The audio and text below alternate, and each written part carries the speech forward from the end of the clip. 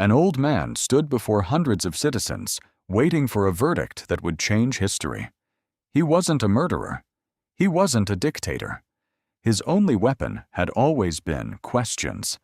Yet before the sun set, the people voted for his death.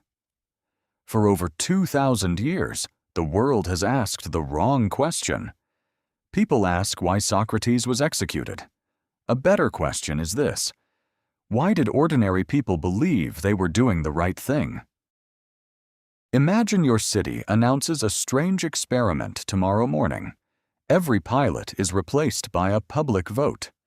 Whoever receives the most support will fly your family's airplane, whether they understand aviation or not. Suddenly, popularity no longer feels like a reliable measure of competence. We instinctively trust expertise whenever our lives depend on it. So why do we sometimes abandon that instinct when the future of an entire society is at stake? This wasn't a problem invented by the modern world. More than 2,000 years ago, Athens became the first great democracy. It promised freedom instead of kings, debate instead of obedience, and votes instead of bloodlines. To many, it looked like humanity's brightest achievement. To one philosopher, it also carried a hidden danger that almost nobody else could see. Socrates didn't campaign for power. He didn't write laws or command armies. Instead, he wandered through the streets asking simple questions that exposed complicated truths. Every conversation ended the same way. People who sounded absolutely certain often understood the least. That discovery made him famous. It also made him dangerous. Then Socrates told a story that would outlive empires. Imagine a ship caught in a violent storm. The crew ignores the experienced navigator and chooses the captain by applause instead. Ridiculous.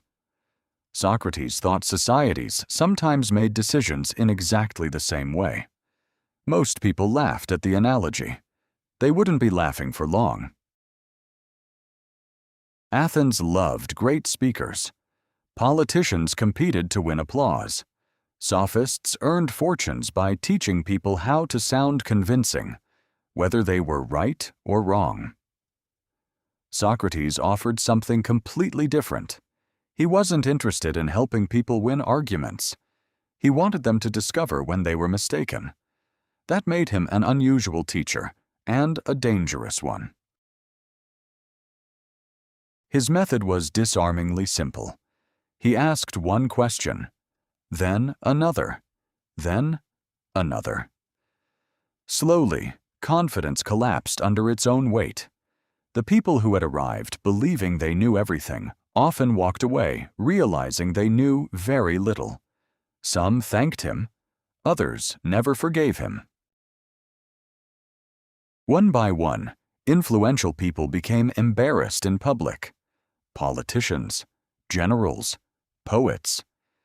Men who had built their reputations on certainty suddenly found themselves unable to answer simple questions. They didn't fear Socrates because he was powerful. They feared him because he made other people think. Then Athens made a decision that changed history. Instead of debating Socrates, they put him on trial. Officially, he was accused of corrupting the youth and disrespecting the gods. But beneath those charges lay another accusation, one that was never written into law. He had made too many people uncomfortable. The strangest part of the story was still to come. Socrates was given every chance to save himself. He could apologize. He could promise to stop teaching. He could simply remain silent. Instead, he chose something almost impossible to understand. He chose to remain true to his principles, no matter the cost. Standing before the jury, Socrates did something almost unimaginable. Instead of begging for mercy, he defended his way of life. He argued that questioning assumptions was not a crime, but a service to the city. A society that stopped questioning itself, he warned, would eventually stop improving itself. His words inspired some, but angered many others. To his supporters, he was defending truth. To his opponents, he sounded arrogant and unwilling to respect the will of the people. The courtroom was no longer deciding the fate of one philosopher. It was choosing between two completely different ideas about wisdom and power. The votes were cast. The result was painfully close, yet decisive enough. Socrates was found guilty. He was offered one final opportunity to propose a lighter punishment. Once again, everyone expected compromise. Once again, Socrates surprised them all. Rather than asking for exile or mercy, he joked that Athens should reward him for helping its citizens think more clearly. Whether it was irony, courage, or stubbornness, the effect was immediate. Whatever sympathy remained inside the courtroom quickly disappeared. Soon after, the sentence was carried out.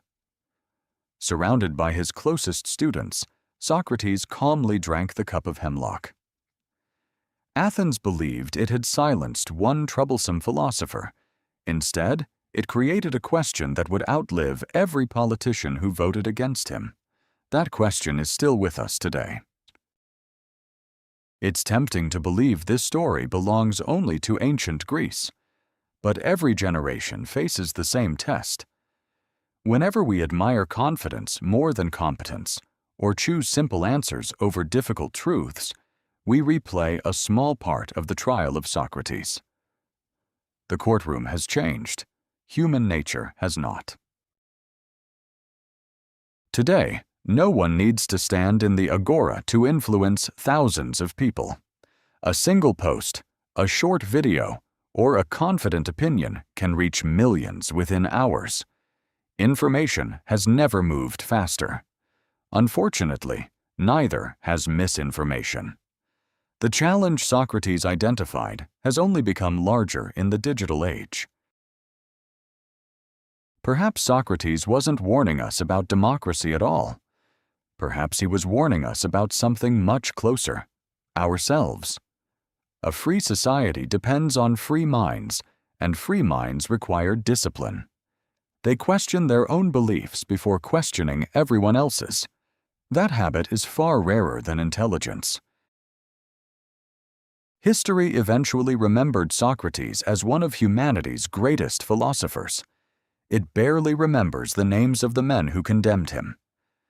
That may be history's quiet reminder that popularity is temporary, power is temporary, but the search for truth can outlive them both.